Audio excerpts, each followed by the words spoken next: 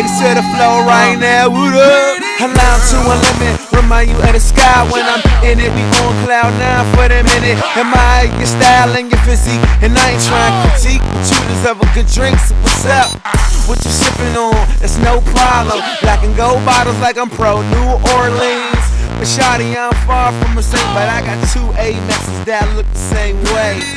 Wale, DC, that's me, huh? My brother say Prada and they probably say Fila. I ain't gotta tell you, they know about me, huh? Just come to DC and I can make...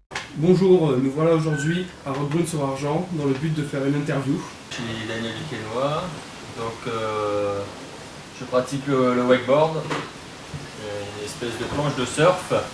Vous êtes tracté par un bateau et pas par une voile comme beaucoup croient. C'est pas du kitesurf, c'est du wakeboard tracté par un bateau sur un plan d'eau lisse. L'idéal donc c'est sur un lac, mais ça se voit aussi en mer.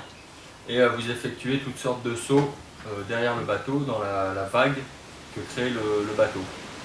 Donc autant des pirouettes, on appelle ça des inverts, que des rotations, on appelle ça des spins, dans tous les sens. Donc vous pouvez faire différents sauts périlleux avec des vrilles à l'intérieur, différentes rotations à plat ou désaxées. Et donc c'est un sport assez physique, aérien, spectaculaire, qui est très agréable à regarder, mais qui est aussi très technique, très mental et qui donne pas mal d'adrénaline. Comment avez-vous commencé à pratiquer le wakeboard? J'ai commencé en arrivant dans le sud de la France, parce que à l'origine je viens du Pas-de-Calais. Et j'ai aperçu un petit peu à la plage, parce que ça se pratique aussi en mer, et puis dans des vidéos. Et il y a eu aussi un petit peu le développement du téléski nautique, qu'on voit aussi de plus en plus maintenant. Donc j'ai commencé comme ça, derrière un bateau de pêche à mon père. J'ai fait un essai avec une corde, un petit gilet de sauvetage à l'arrache, et hop, on est parti, on a essayé. C'était plaisant, au début de temps en temps pendant les vacances, et puis un petit peu plus, jusqu'au moment où ça m'a vraiment plu. Je viens du roller acrobatique, donc tout ce qui était déjà un peu acrobatique, ça me plaisait. Et à un moment, j'ai voulu vraiment m'y mettre un peu plus. J'ai fait un premier stage en vacances au Portugal, chez une personne qui maintenant est un collègue à moi et qui m'a vraiment fait aimer le sport et qui m'a appris la base, on va dire. Et donc de là, j'en ai fait de plus en plus jusqu'au moment où j'ai voulu commencer à me frotter un petit peu à la compétition pour évaluer mon niveau. Et voilà, c'est parti de là, et etc. J'ai eu une grosse blessure, on va dire. Je me suis cassé le genou avant de commencer la compétition. Mais j'avais déjà pris goût à la chose, donc je me suis très bien rééduqué et je me suis motivé. J'ai fait tout ce qu'il fallait pour en faire de plus en plus et aller de l'avant dans ce sport. Est-ce que vous avez fait de ce sport votre métier à plein temps ou vous avez une autre activité professionnelle? Ça a été une partie de mon métier à plein temps, mais pas tout, parce que j'ai passé aussi des diplômes pour enseigner. Je suis coach de wakeboard. J'ai déjà coaché l'équipe de France, des personnes plus particulièrement, et j'ai aussi travaillé sur un plan d'eau, ici d'ailleurs à Roquebrune-sur-Argent pendant 5 ans. Donc là, oui, c'était en pleine saison, à plein temps. Mais j'ai une autre activité extérieure, donc je cumule en fait 2 activités. Si on devait décrire une semaine d'entraînement pour vous, comment ça se passe? Ça dépend de la période, parce que si c'est une semaine d'entraînement de vacances ou une semaine d'entraînement par rapport à un stage de préparation à une compétition, ou si c'est l'hiver, on va dire par exemple que l'hiver, si vous n'avez pas de compétition, on part plus au chaud à l'étranger par exemple, chercher le soleil pour s'entraîner. Et là ça va être plus une période où on va travailler des nouvelles figures, parce qu'on sera dans une période creuse. Si on est en été où il y a des compétitions, etc., là on est plus à faire du travail spécifique, c'est-à-dire à des répétitions de run, parce que dans notre sport, en compétition, ce qui est primordial, c'est d'être consistant, de ne pas tomber et de poser les figures qu'on essaie de réaliser, justement pour pouvoir obtenir les meilleures notes et passer les tours et essayer d'atteindre le podium ou la victoire. Quelle sensation vous apporte le wakeboard? Est-ce que c'est un sport dangereux? Oui, c'est un sport dangereux parce que c'est un sport où il n'y a que des impacts. Alors, quand quelqu'un débute ou quoi, c'est grisant. En fait, le wakeboard, c'est un sport qui est très simple au départ, qui est ludique, qui est agréable, parce que dès qu'on se met à sortir de l'eau et à glisser, c'est tout de suite très marrant. Mais c'est un sport où on veut toujours en faire plus, on veut toujours progresser. Et en fait, plus on en fait, plus il faut être préparé parce que sinon, plus ça fait mal. Donc se casser le genou, ça arrive à beaucoup de monde, d'autres choses aussi, mais on essaye d'atténuer les blessures, de les prévenir du moins en se préparant, plus on progresse. Ce qui est bien aussi, c'est que dès qu'on commence de se faire coacher, de se faire conseiller par les bonnes personnes, ça évite aussi pas mal de casses. Comment vous avez fourni tout ce matériel coûteux? Au début c'est simple, il n'y a pas de solution, il faut payer. Parce que ça c'est sûr que c'est un sport qui est très cher. C'est un sport qui marche à base de bateaux à moteur, avec des planches qui coûtent cher, qui sont élaborées. Donc il n'y a pas le choix, il faut payer. Et puis si à un moment vous arrivez à avoir des bons tuyaux ou un bon niveau, comme tout le monde, on fait des petits dossiers de sponsoring, des demandes d'aide, ça peut être à la ville, au conseil général, ou après différentes marques chercher des sponsorings. Donc un échange de partenariat, et là vous arrivez à obtenir des aides financières ou des aides matérielles.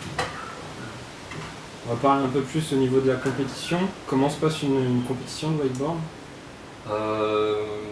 Alors une compétition de wakeboard, on a un parcours, donc c'est un aller et un retour qui fait environ 380 mètres.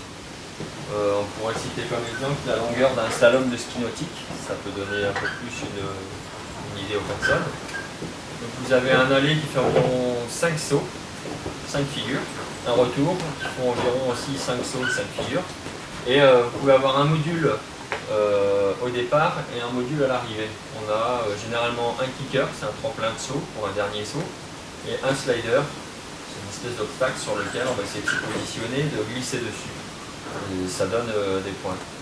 Chaque figure que vous faites vous donne des points en fonction de la propreté, de la difficulté et de l'intensité. On a le droit à une seule chute dans tout le parcours. À la deuxième chute, c'est terminé. C'est-à-dire que ça s'arrête et vous êtes noté uniquement sur ce que vous avez fait auparavant. Tout ça, c'est dans des poules qualificatives où on va se retrouver à 5 ou 6 riders. Il y en a 2 qui vont être sélectionnés et ça va en quart de finale ou en demi-finale. Et en fait, chacun est éliminé au fur et à mesure qu'il avance dans la compétition pour arriver dans une finale à environ 6 riders à peu près.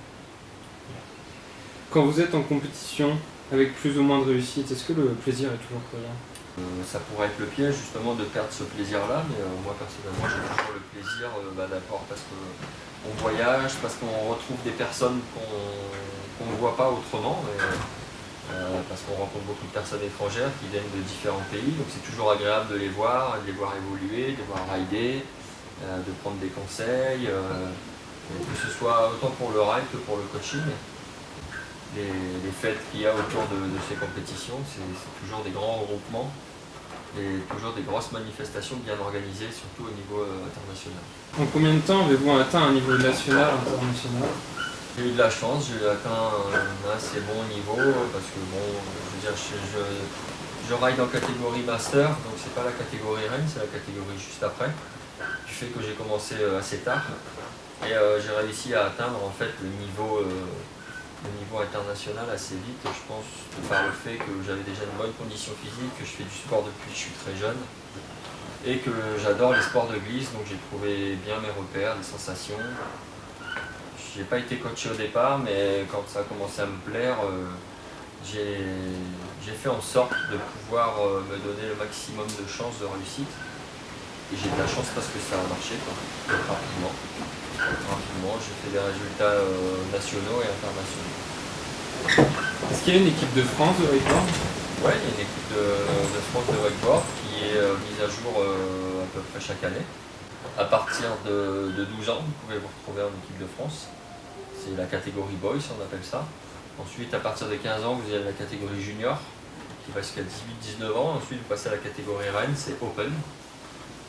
Ensuite, ma catégorie master de 30 à 39 et il y a même encore une catégorie vétéran de 40 à plus.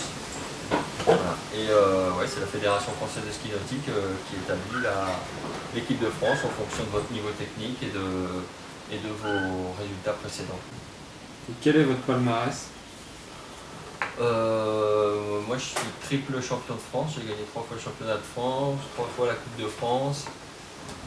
Je suis actuellement vice-champion d'Europe 2012.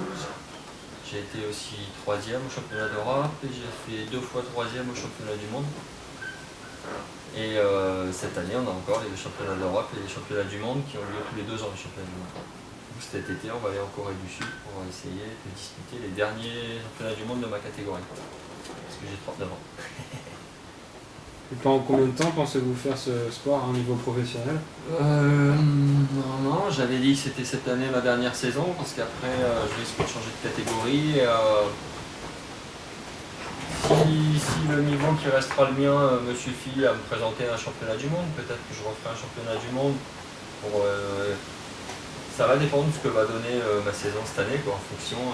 Si je veux retenter un titre parce que je ne l'ai pas eu cette année, si j'y arrive pas, je sais pas. On va faire tout pour cette année, mais on ne sait jamais, on n'est pas tout seul, il y a d'autres personnes, donc on peut rater. La preuve, c'est que j'ai fait des podiums mais j'ai pas encore gagné. Donc je verrai en fonction de ça. Parce qu'à chaque fois c'est une très très grosse préparation, c'est beaucoup de sacrifices, faut pas croire, quoi. C'est un sport super agréable, super fun, super génial, mais c'est beaucoup de sacrifices quand on essaye d'atteindre un niveau qui est difficile à atteindre, quoi, comme dans tous les sports. Faut pas croire. L'interview touche à sa fin. Si vous avez des personnes à remercier. Je remercie ma famille, mes amis, mes potes riders et surtout mes sponsors, particulièrement Nautic Force, Mastercraft et CTI et tous ceux qui me soutiennent.